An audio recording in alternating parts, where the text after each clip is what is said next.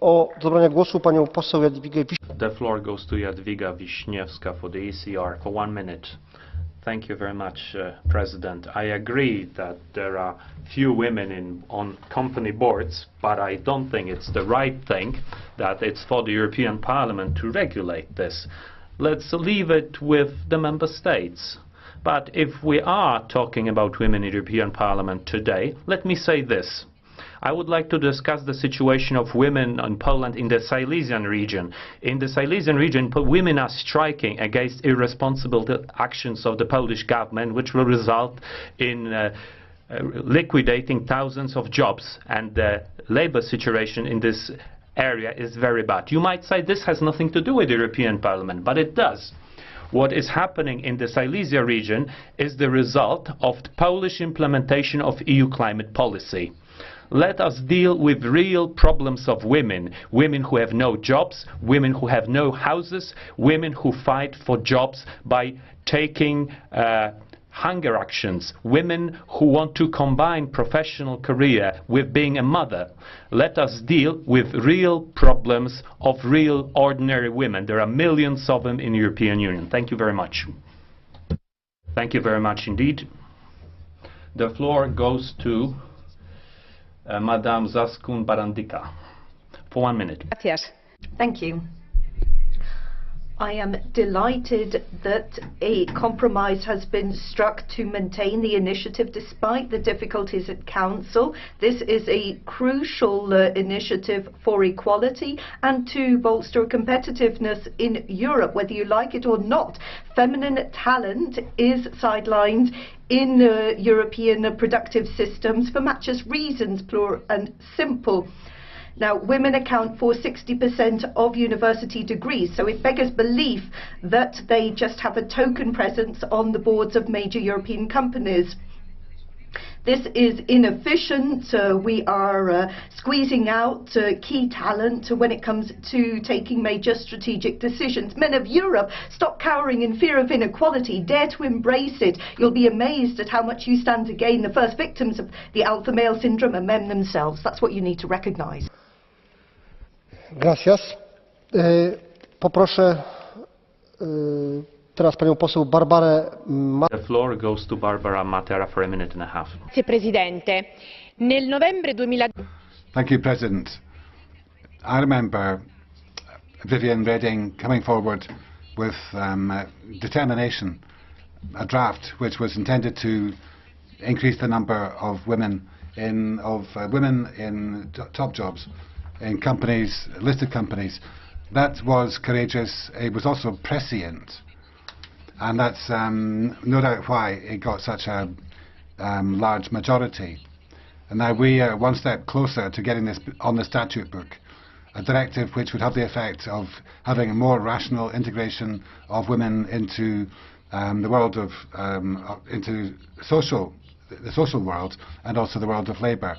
It's got to be flexible, so that there are ways and means. So far, the Council has not really risen to the challenge, and the Member States, some of the Member States have failed to do that too. But it's a matter of regret that the Italian presidency was unable to bring home the bacon here during their 6 months.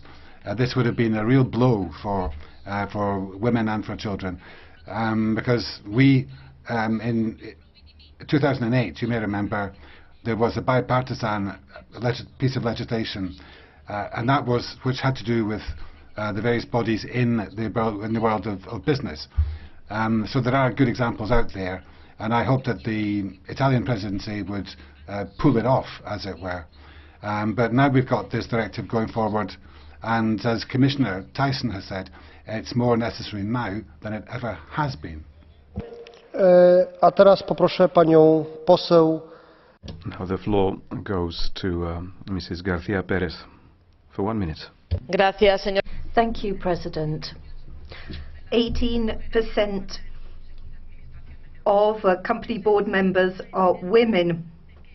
Clearly, the figure illustrates that we're getting something wrong. We live in an unequal society. Women do not have an opportunity to be part of key economic decision-making processes. We all agree that we need to do more, foster measures in this area. We cannot allow our approach to be scattered. If we leave this to the companies themselves on a voluntary basis, we will not achieve our targets and increase the level of participation of women. It is crucial and crystal clear that we need to set clear targets, quotas, to ensure that more women are involved in economic decision-making processes. Now, Ms. Catherine Berder, 1 minute, please. Thank you, Mr. President. So this directive has been stuck in Council since 2013. Just why are we still waiting for constructive dialogue to make progress? Just what are they scared of? One can only wonder. But we've actually come a long way on gender equality in the EU. We tend to move in fits and starts, but we are moving forward. In the UK, a report last year highlighted real progress. Women now account for just over 20% of non-executive board positions on the FTSE 100. And yes, shockingly, we still think that 20% is progress. The disparity on company boards is undeniable and there is no justification. The increase of women on boards is much, much too slow. The absence of women in leadership positions creates a vicious circle. The lack of women as role models reinforces the belief that women simply cannot make it in the corporate world. This House is testament to the fact that it isn't true. Commissioner Jourova, I was delighted to hear that this directive on women on boards was one of your main priorities. I urge you and the Council to keep the discussions moving forward on this essential topic. That way we can make full use of everyone's talent, regardless of their gender. Thank you. Thank you. Jetzt Abgeordnete Angelika NIEBLER. Bitte sehr. Vielen Dank, Herr Präsident. Thank you very much, President. Ladies and gentlemen, we need more women in positions of responsibilities in company, and I think we all agree on the objective, and we've been discussing it for many years. I also think that the European Commission, under the leadership back when of your predecessor, adopted a very intelligent proposal for Member States, and I would just underscore what the Commissioner has said. It was smart and flexible, the proposal. That's what you said, and I think that's right. It gives Member States sufficient freedom of movement to be able to act. Now, I'm from Germany, and we had huge problems introducing a quota, and legislatively the Parliament has been consulting on this, and the initial results of this with the directive are now on the table, and in a big country like Germany we've seen a step in the right direction, which I think is a piece of positive news. And the political news that Mrs. Reding always tried to promote was that women should be given more positions of responsibility. So I hope the Council succeeds, and I hope that Germany will serve as a good example. I think it's high time that these proposals should be hammered home, and with sufficient support, then maybe even with the exemption for SMEs and family companies. Nevertheless, we've got a proposal here which is worthy of all our support. Thank you. Dank, Abgeordnete. Jetzt Abgeordnete Sylvia-Yvonne. Thank you. Now, Sylvia-Yvonne KAUFMANN. President. Thank you, President. Almost half of the working population are women, and in the upper echelons they are hard to find, and there is a pay gap as well, even despite the fact that they are highly qualified, and that is getting worse, not better. We cannot simply accept that, so that's a very depressing begin when we talk about equal opportunities for the genders. It's a long-standing debate, and it's about time something changed. The Parliament has been active and in 2013 we adopted,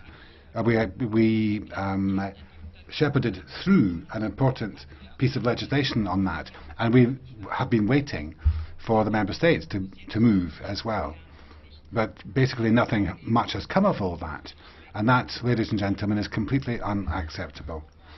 In Europe, we've got to make sure that we mean what we say in our Charter of Fundamental Rights, because Article 23 talks about equality for men and women, including in occupation, in work and in pay. And the principle of equality is part and parcel of that. And something has to be done in order to correct the balance. And the Latvian presidency must do everything to break the blockade in Council. I think Latvia can do something with 31%. Latvia has got the highest, is at the top of the class. You've set a good example and use that in order to end that blockade in Council. Thank you very much. A teraz historyczna chwila, jako 18. mówca, ale jako pierwszy mężczyzna. 18th speaker, but the first man on the list, Mr. SZEJNFELD. A minute and a half. You have the floor.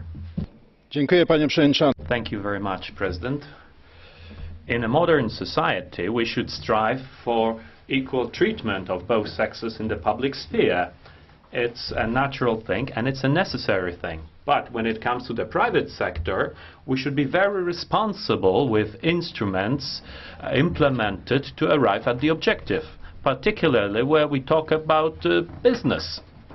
Because in business, it's the entrepreneurs who act in their own name for their own benefit at their own risk, based only on economical principles and principle of mutual trust. The right of property should be well protected, and owners must have the final say on their property, so also on the way in which it is run. Therefore, I think that member states have the right to regulate management, including regulating on sex parity, but only on public property. Therefore, I have doubts with respect to imposing the same principles on the private sector. Therefore, I think that the proposals discussed today should be reassessed. Thank you very much. Thank you. Maria Arena, une minute, s'il vous plaît. Kolejnym mówcą, pani Maria. 1 minute. Thank you. Commissioner, you ended your comments by mentioning arguments that would allow us to have proper negotiations with the Council.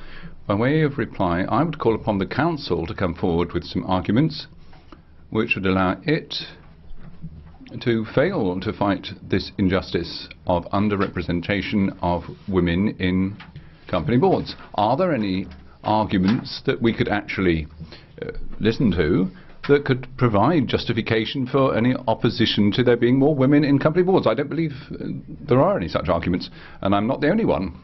According to Eurobarometer, 88% of Europeans feel that women should be present in company boards, and 75% endorse the adoption of European legislation to that effect. So I would put it to the Council, come on, go for it, you've got the people behind you.